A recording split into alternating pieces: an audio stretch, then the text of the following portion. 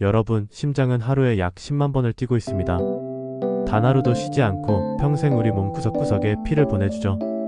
그런데 말이죠. 이 심장도 세월 앞에서는 예외가 아닙니다.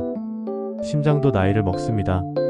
그 결과 나타나는 것이 바로 심부전과 부정맥입니다. 문제는 증상이 뚜렷하게 느껴질 때는 이미 병이 꽤 진행된 경우가 많다는 겁니다. 오늘은 내 심장이 보내는 조기 신호를 알아보고 심장 근육을 지키는 식습관과 운동법까지 함께 정리해드리겠습니다. 우리의 심장은 왜 늙을까요?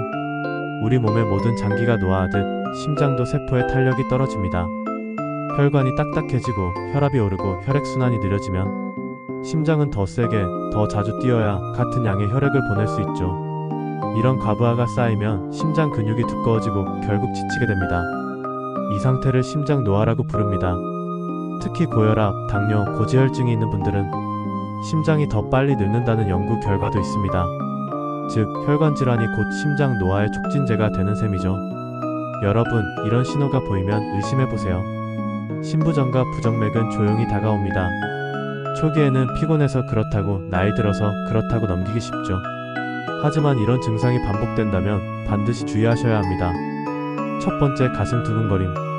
별다른 이유 없이 심장이 쿵쾅쿵쾅 불규칙하게 뛴다면 단순한 긴장감이 아니라 부정맥의 초기 신호일 수 있습니다. 특히 밤에 누웠을 때 심장이 튀어나올 듯 느껴진다면 병원 진단이 필요합니다. 두 번째, 숨이 차고 계단 오르기가 힘들다.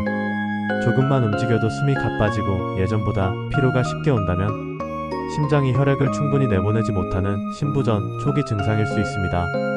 세 번째, 발이나 복부가 붓는다. 심장이 약해지면 피가 제대로 순환되지 않아 체액이 아래쪽에 고이게 됩니다.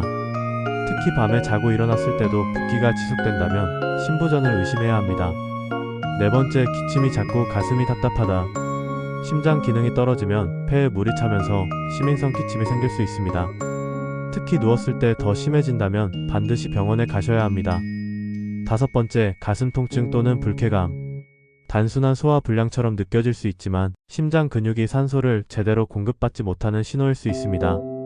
그렇다면 우리는 병원에서 어떤 검사를 받아야 할까요? 조기 발견을 위해 정기적으로 다음 검사를 받는 것이 좋습니다. 심전도, 부정맥이나 심장 리듬 이상을 확인합니다. 심장 초음파, 심장 근육의 두께, 수축력, 판막 기능을 평가해봅니다. BMP 혈액검사, 심부전이 진행되고 있는지 판단해봅니다. 이 검사는 코통이 거의 없고 건강검진 항목에 포함되기도 합니다. 특히 50세 이상 혹은 고혈압 당뇨비만이 있는 분이라면 매년 한 번 정도는 꼭 받아보시길 권합니다. 그러면 심장 근육을 지키는 식습관은 뭐가 있을까요? 심장은 영양에 아주 민감합니다. 음식 하나하나가 심장 건강을 살릴 수도 망칠 수도 있습니다. 첫 번째, 염분 줄이기. 소금은 혈압을 올리고 혈관을 딱딱하게 만듭니다. 국찌개, 젓갈, 가공식품 섭취를 줄이고 간은 약하게, 싱겁게 먹는 습관이 심장을 살립니다. 두 번째, 좋은 지방 섭취하기. 등푸른 생선, 아보카도, 올리브유 같은 불포화 지방산은 혈관을 부드럽게 하고 심근 염증을 줄여줍니다. 반대로 튀김, 버터, 햄버거 같은 트랜스 지방은 심장에 치명적입니다. 일주일에 2번에서 3번은 생선을 드세요. 세 번째, 칼륨과 마그네슘 풍부한 식품. 바나나, 시금치, 감자, 콩류는 심장 리듬을 일정하게 유지해주고 부정맥을 예방합니다.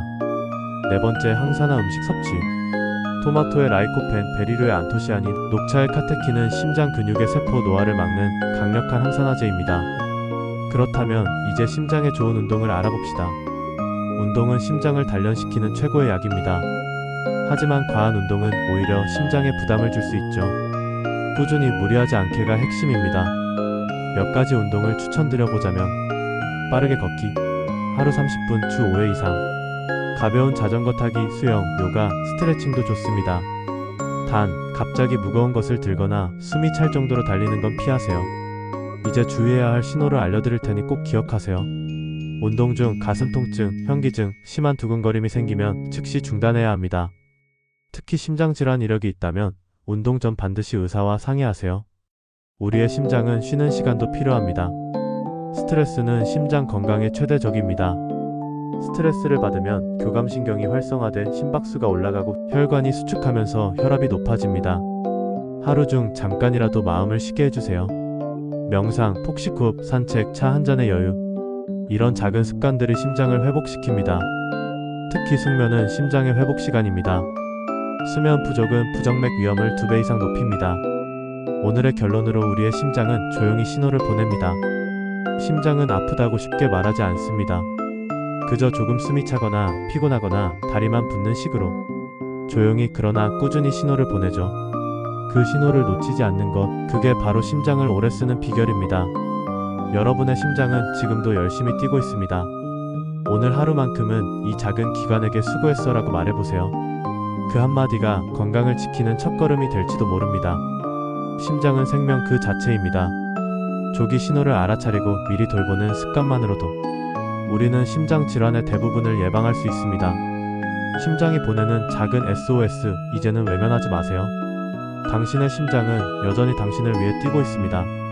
영상이 마음에 드셨다면 좋아요와 구독 부탁드립니다. 감사합니다.